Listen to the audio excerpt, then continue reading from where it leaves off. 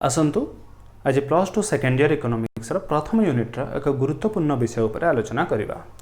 विषयटी हूँ संपदर वैशिष्ट्य और यार श्रेणी विभाग जहाँ को आम इंग्राजी कही था characteristics and classification of wealth.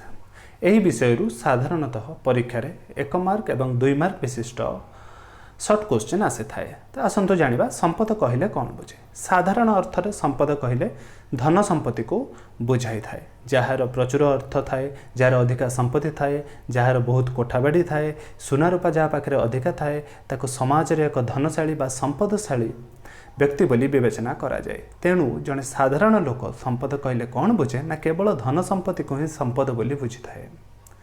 किंतु अर्थशास्त्र रे संपदर एक स्वतंत्र अर्थ रही अछि। अर्थशास्त्र रे संपद को एक स्वतंत्र अर्थ रे व्यवहार करा जाय थाए। यार अर्थ कौन ना एक निर्दिष्ट समय रे मौद्रिक मूल्य थिबा गच्छित द्रव्य भंडार को आमे संपद कहि थाउ। अर्थशास्त्र रे आमे संपद कहले कौन बुझू ना एक निर्दिष्ट समय रे मौद्रिक मूल्य थिबा गच्छित द्रव्य भंडार को संपद कहा जाए। अर्थात आमे जेतेबेले संपद कथा कहू एक निर्दिष्ट समय रे एक आकलन करा जाय थाए एवं केउ सब द्रव्य को कहा जाय थाए जेउ सब द्रव्यर मौद्रिक मूल्य थाए। अर्थात मौद्रिक मूल्य अर्थात जेउ सब द्रव्य को आमे बाजार रे क्रय विक्रय करि परिबा सेही सब द्रव्य को आमे कोन कहू ना संपद बोली कहि थाउ। सेही सब द्रव्यर भंडार को आमे संपद कहि थाउ। तेणु जो सब द्रव्य को क्रय विक्रय करा जाए जार सब मॉनिटरी वैल्यू थाए बा मौद्रिक मूल्य थाए से सब द्रव्य को कौन कहा जाए ना अर्थनैतिक द्रव्य मध्य कहा जाए। से तो अर्थनैतिक द्रव्य गुड़ी को आमर अर्थशास्त्र रे संपद कहा जाए। तेणु अर्थनैतिक द्रव्य समस्त अर्थनैतिक द्रव्य को अर्थशास्त्र रे संपद कहा जाए थाए। आसंतु देखिबा संपदर वैशिष्ट्य जहाँ को इंग्राजी रे कहा जाए कैरेक्टरिस्टिक्स ऑफ वेल्थ। संपदर मुख्यतः 4 गोटी वैशिष्ट्य रही अछि। कौन कौन ना प्रथम है उपयोगिता इंग्राजी रे यूटिलिटी कहा जाए। सेकेंड दुष्प्राप्यता बा स्वल्पता जहाँ को इंग्राजी रे स्कार्सिटी कहा जाए। आउ गोटे 3 नंबर जी ताको आमे कहि थाउ विक्रय योग्यता बा स्थानांतर योग्यता जहाँ को इंग्राजी रे कहा जाए ट्रांसफरेबिलिटी और मार्केटेबिलिटी।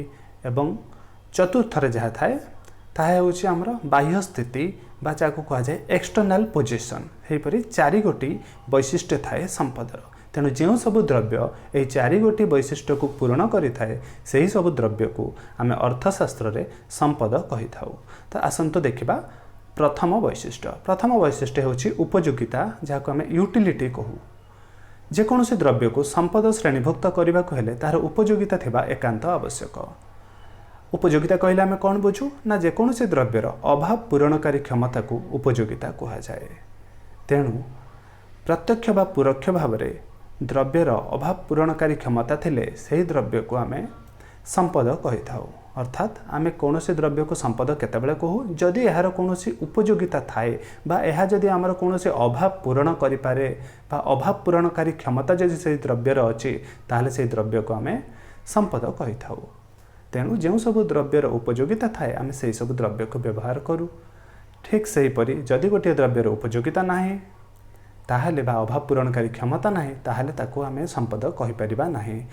उदाहरण स्वरूप जदि आमे गोटे पचा अंडार एग्जांपल बा उदाहरण नबा गोटे पचा अंडा आमर कोनोसी अभाव पूरण करि पारे नाही कारण यार कोनोसी अभाव पूरणकारी क्षमता ही नाही। तेणु आमे पचा अंडाटी को संपद कहि परिबा नाही। ठीक से परी द्वितीय वैशिष्ट्यटी हूँ दुष्प्राप्यता बा स्वल्पता जहाँ को आम इंग्राजी रे कही थाउ स्कार्सिटी। केवल उपयोगिता थिले गोटे वस्तु को आम संपद कहि परिबा नाही। यह व्यतीत अन्य किछि वैशिष्ट्य मध्य रही अछि जेपरिक द्वितीय रे दुष्प्राप्यता बा स्वल्पता। तेणु सूर्यालोक मुक्त वायु नदीर जल यही समस्त द्रव्यर उपयोगिता रही अछि कारण यही सब द्रव्य आमर किछि ना किछि अभाव पूरण करिथांती एमानंक बिना आमे बंची पारिबा नाही। तेणु यही सब द्रव्य को आमे व्यवहार करिथाउ। किंतु यही द्रव्य गुड़िक प्रकृतिर दान होई थाए एवं एमानंकर जोगाण असीम होई थाए जहाँ को कहा जाए अनलिमिटेड सप्लाई। जोगाण असीम होइथिबारु यही सब द्रव्य आमको बिना मूल्य रे मिली थाए। बिना मूल्य रे मिलुथबारु यही सब द्रव्यर उपयोगिता थिबा सत्वे यही सब द्रव्यर स्वल्पता नाही। स्वल्पता अर्थ दुष्प्राप्यता बा स्वल्पता अर्थ जदि यार जोगाण कम होता चाहिदा अपेक्षा, किंतु यह सब द्रव्यर जोगाण होउछि असीम, तेणु चाहिदा तुलन में बहुत अधिक, तेणु यही सब द्रव्य को आम बिना मूल्य पाई थाउ। यही सब द्रव्य को आम संपद कहीपर ना, तेणु संपद कहवाई हेले दुष्प्राप्यता बा स्वल्पता रहिबा निहाती आवश्यक। स्वल्पता अर्थ आमर चाहिदा निश्चित भाव में अधिका रहिबा आवश्यक जोगाण तुलन में। जदि जोगाण ठारू चाहिदा अधिका रुहे ताहले ताकू स्वल्पता कहुई थाए। तेणु अर्थनैतिक द्रव्य गुड़िक अर्थशास्त्र में संपद कहुए, कारण अर्थनैतिक द्रव्य क्षेत्र में से द्रव्य गुड़िकर चाहिदा अधिका रही थाए किंतु जोगाण कम रही थाए। से से द्रव्य गुड़िक बजार में मौद्रिक मूल्य रे बिक्री करा जाय थाए। अर्थात मुक्त द्रव्य जो द्रव्य गुड़िक आमको मुक्तरे बा फ्री रे मिलुची से द्रव्य गुड़िक अर्थशास्त्र में संपद कहुए ना। केवल अर्थनैतिक द्रव्य जहाँ को आम बजार किणी था से सब द्रव्य गुड़िक अर्थशास्त्र में संपद कहुई थाए। आसंतु देखिबा तृतीय वैशिष्ट्य होची स्थानांतर और विक्रय योग्यता, जहाँ को इंग्राजी रे कहा जाए ट्रांसफरेबिलिटी एंड मार्केटेबिलिटी। संपदर अन्य एक वैशिष्ट्य होची विक्रय योग्यता। कौन सी वस्तु विक्रय योग्य हो पारिबो जदि यार स्थानांतर योग्यता थिबो, अर्थात द्रव्यर मालिकाना स्थानांतरित हो पारे ता विक्रय योग्य होता है। द्रव्यर मालिकाना जदि जनक ठारू आउ जन को स्थानांतरित हो पारिबो ताहले ताहा विक्रय हो पारिबो। एइथिपाई तो जदि आमे देखिबा भूमि बा घर बा गाड़ी जनक नारू अन्य जनक ना को स्थानांतरित हो पारे बा ता मालिकाना स्थानांतरित हो पारे बा आमे से द्रव्य को आमे विक्रय करि पारू। तेणु एही सब द्रव्य को आमे कोन कहि परिबा, जहाँ को आम विक्रय करिपरिबा, जार मालिकाना स्थानांतरित करिपरिबा ताकू आम अर्थशास्त्र में संपद कहीपर। किंतु किछि द्रव्य थाए बा किछि गुणावली थाए जहाँ को आम स्थानांतरित करिपरिबा नाही। जेपरिक जदि उदाहरण नबा जड़े व्यक्तिंकर किछि गुणावली बा प्रतिभा यह को स्थानांतरित करिपरिबा नाही, तेणु ताहाको आम संपद कहीपर नाही। जड़े शिल्पींकर कला कौशल, जड़े कविंकर प्रतिभा, जड़े चिकित्सक दक्षता यही सब हेउची अंतर्निहित गुणावली, यह को स्थानांतरित बा विक्रय करा जाई पारे नाही, तेणु यह को संपद कहुए नाही। आसंतु देखिबा चतुर्थ वैशिष्ट्य होची बाह्य संपत्ति बा एक्सटर्नल पोजिशन। यार अर्थ आमे से द्रव्य को संपद कहबा जार गोटे बाह्य अवस्थिति थिबो, ताहा कोनोसी मनुष्यर अंतर्निहित गुणावली होई नथिबो। यार एक बाह्य अवस्थिति थिबो एवं बाहिक स्थिति थिबो, यह मनुष्यर अंतर्निहित गुणावली होई नथिबो। जदि उदाहरण जदि नबा जेकोसी व्यक्तिंकर बुद्धि बा बुद्धिमत्ता, स्वास्थ्य बा उत्तम स्वास्थ्य, कला कौशल बा निपुणता बा सौंदर्य यही सब होउछि जन व्यक्तिंकर गुणावली। यह को आमे विक्रय करि परिबा नाही, यह तांकर अंतर्निहित गुणावली। यह को विच्छिन्न करहब ना कि बजार में विक्रय करहब ना, तेणु सेगुड़िक संपद नुहे। अर्थात जो गुड़िक विक्रय करि हुए, जार मालिकाना स्थानांतरित करि हुए ताको संपद कहुए। किंतु जो सब गुणावली को विक्रय करा जाई पारे नाही, ताको स्थानांतरित करा जाई पारे नाही, से गुड़िक आमे संपद कहीपर ना। अर्थात समस्त बाह्य अवस्थिति थिबा द्रव्य को संपद कहुई पारिबो, किंतु अंतर्निहित गुणावली को संपद कहुजिबो नाही। आसंतु देखिबा केतक दृष्टांत बा केतक उदाहरण देखिबा कहा को आमे संपत्ति बा संपद कहबा अर्थशास्त्र रे एवं कहा को संपद कहि परिबा नाही।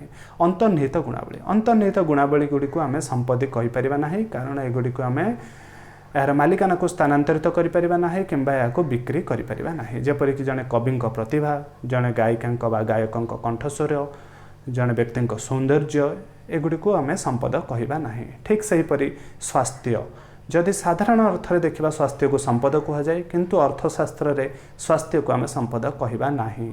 मन रखिए अर्थशास्त्र में स्वास्थ्य को संपद कहुए नाही, कारण यह को आम स्थानांतरित करिपरिबा नाही किंबा यह को आम विक्रय करिपरिबा नाही, तेणु अर्थशास्त्र में स्वास्थ्य को संपद कहुए नाही।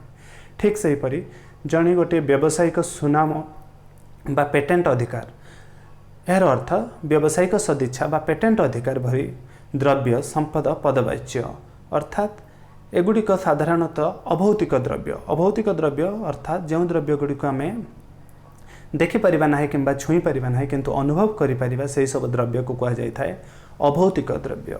व्यावसायिक सदिच्छा और पेटेंट अधिकार यही समस्त द्रव्य अभौतिक द्रव्य एवं एगुड़िक संपद पदवाच्य।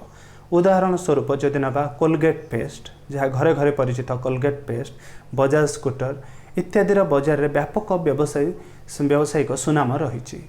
यही व्यावसायिक प्रतिष्ठान हस्तांतरित होगा बेले यार ये जो व्यावसायिक नाम को मध्य बिक्री करा जाई पारे। जने जदि चाहिबो एही कंपनीटी को कोलगेट पेस्ट हला, बजाज स्कूटर हला, यार जो सुनाम रही जो कंपनीटी को विक्रय करदेला ताहले यार व्यावसायिक सुनाम और पेटेंट अधिकार को मध्य से विक्रय करि परिबो बा तार मालिकाना को स्थानांतरित बा हस्तांतरित करि हबो। ताहले एहाकू आमे संपदरे अंतर्भुक्त करि पारिबा। तेणु मन रखिबे अंतर्निहित गुणावली संपद नुहे किंतु व्यावसायिक सुनाम और पेटेंट अधिकार भले अभौतिक द्रव्य संपदर पदवाच्य होता है। मुद्रा साधारण भाषा रे मुद्रा बा मनी जहाँ को आम इंग्राजी रे कही था, साधारण भाषा रे मुद्रा को आम संपद कही था किंतु अर्थशास्त्र रे मुद्रा को संपद कह जाए ना। कारण संपद पाई जो सब वैशिष्ट्य थाए ता भितर मुद्रार प्रथम जो वैशिष्ट्य थिला उपयोगिता ताहा मुद्रा क्षेत्र में देखा जाए ना। कारण मुद्रार अन्य तीनोटी वैशिष्ट्य को मुद्रा क्षेत्र में आम देखा पाई था जेपरिक स्वल्पता मुद्रा स्वल्प होता है, मुद्रार विक्रय योग्यता थाए, तार बाह्य अवस्थिति थाए किंतु मुद्रार उपयोगिता न थाए। साधारणतः मुद्रा को आम विनिमयर माध्यम हिसाब से व्यवहार करिथाउ किंतु गोटे कागज नोट्र निजस्व कौन उपयोगिता न थाए।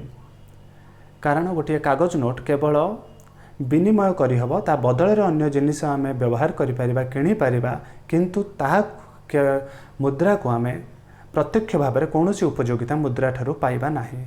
अर्थात मुद्रा को अर्थशास्त्र रे संपद बोली कहा जाए नाही। मन रखिथिबे मुद्रा को अर्थशास्त्र रे संपद कहा जाए नाही काहेकि एहार कौनसी प्रत्यक्ष उपयोगिता न थाए। साधारणतः कागज मुद्रार प्रत्यक्ष उपयोगिता नथिबारु एहाकू संपद कहा जाए नाही अर्थशास्त्र रे। आसंतु देखिबा संपदर श्रेणी विभाग। संपदर श्रेणी विभाग बा प्रकारभेद जहाँ को इंग्राजी रे कहा जाए क्लासिफिकेशन ऑफ वेल्थ। तेणु साधारणतः आम दुई तीन प्रकार संपद देखा। प्रथम है व्यक्तिगत संपद। व्यक्तिगत संपद जहाँ को आम इंग्राजी रे कही था इंडिविजुअल वेल्थ। इंडिविजुअल वेल्थ बा व्यक्तिगत संपद कहले कौन बुझू ना व्यक्ति विशेषक समस्त भौतिक अभौतिक द्रव्य संपद पदवाच्य अटे। जड़े व्यक्ति विशेषक मालिकाना रे थिबा समस्त भौतिक द्रव्य हो किंबा अभौतिक द्रव्य हो ताहा व्यक्तिगत संपद रे अंतर्भुक्त होता है। जेपरिक जड़े व्यक्ति मालिकाना रे थिबा बासगृह, भूमि, टेबुल, चेयर, मोबाइल जेकोसी द्रव्य जनक मालिकाना रे जेतेबेले थाए से द्रव्यटी होउछि गोटे व्यक्तिगत संपदर अंतर्भुक्त। सेहीपरि एही समस्त द्रव्य हेले भौतिक द्रव्य। सेहीपरि किछि अभौतिक द्रव्य जेपरिक व्यावसायिक सदिच्छा बा पेटेंट राइट, कॉपीराइट परि अभौतिक द्रव्य मध्य व्यक्तिगत संपदर अंतर्भुक्त होता है। अर्थात उभय भौतिक और अभौतिक द्रव्य जहाँ व्यक्तिगत मालिकाना रे आसी थाए ताहा व्यक्तिगत संपदर अंतर्भुक्त होता है। द्वितीयटी होउछि सामाजिक संपद जहाँ को आम इंग्राजी रे कही था सोशल वेल्थ। सामाजिक संपद को जातीय संपद मध्य कहा जाए थाए। जातीय संपद आम इंग्राजी रे कही था नेशनल वेल्थ। तेणु सामाजिक संपद को जातीय संपद बा नेशनल वेल्थ मध्य कहा जाए थाए। देशर समस्त नागरिकंकर व्यक्तिगत संपदर समष्टि को जातीय संपदर अंतर्भुक्त करा जाए थाए। अर्थात देश में जेते नागरिक अच्छा समस्त नागरिकंकर व्यक्तिगत संपदर समष्टि जातीय संपत्तिर एक अंशविशेष होता है बा जातीय संपत्ति यहाँ अंतर्भुक्त करा जाए थाए। जेकोसी व्यक्ति विशेषक अधीन अधीन नथिबा व्यक्ति विशेषक अधीन जेकोसी जो सब द्रव्य व्यक्ति विशेषक अधीन न थाए अर्थात जड़े व्यक्ति मालिकाना रे न थाए किंतु सर्वसाधारण ताको व्यवहार करिथांती जेपरिक रास्ताघाट, केनाल, पोलो, डैम, बंदर इत्यादि जातीय संपदर अंशविशेष अटे। यही सब द्रव्य जड़े व्यक्ति विशेषक मालिकाना रे न थाए किंतु सर्वसाधारण भाव में समस्ते यहाँ व्यवहार करिथांती। यही सब द्रव्य जातीय संपदर अंशविशेष होता है। ठीक सेहीपरि अन्य किछि द्रव्य अच्छी जेपरिक प्रकृतिर दान किछि कहा जाए जेपरिक नदी, जंगल, खनिज पदार्थ, पर्वत, ह्रद यही सबू हेउछि प्रकृतिर दान। एहाकु मध्य जातीय संपद रे अंतर्भुक्त करा जाय थाए।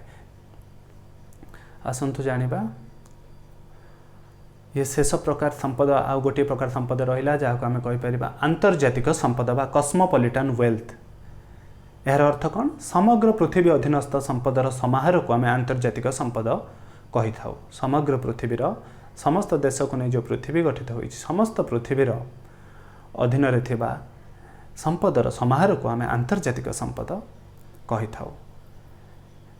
विभिन्न महासागर, अंटार्कटिका महादेश, मिलित जातिसंघ, आंतर्जातिक मुद्रापांठी, विश्व बैंक इत्यादि को यही श्रेणीभुक्त करा जाय थाए। अर्थात आंतर्जातिक संपद बा कस्मोपोलिटान वेल्थ भितर यही समस्त अनुष्ठान को अंतर्भुक्त करा जाय थाए एवं विभिन्न महासागर एवं अंटार्कटिका महादेश मध्य अंतर्भुक्त होता है।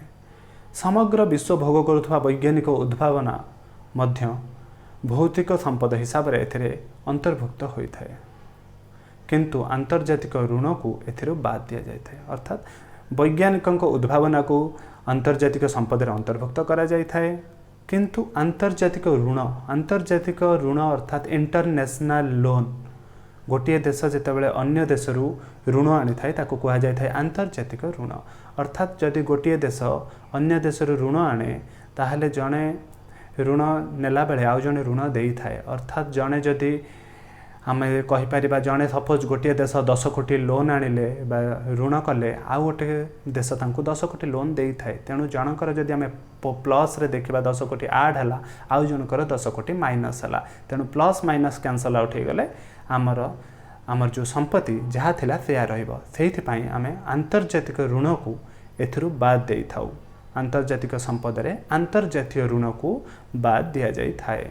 आंतर्जातिक ऋण को हिसाब को निया जाय न थाए, यहाँ को बाद दिया जाय थाए। तेणु आमे कौन जानिले ना यही समस्त विषय जहाँ थिला आजिर विषय कौन थिला ना आजिर विषय थिला आमर जो सबू संपद रहिला संपदर वैशिष्ट्य एवं यार प्रकारभेद बा श्रेणी विभाग एथिरो विशेष करी 1 मार्क एवं 2 मार्क विशिष्ट शॉर्ट क्वेश्चन आसी थाए। धन्यवाद।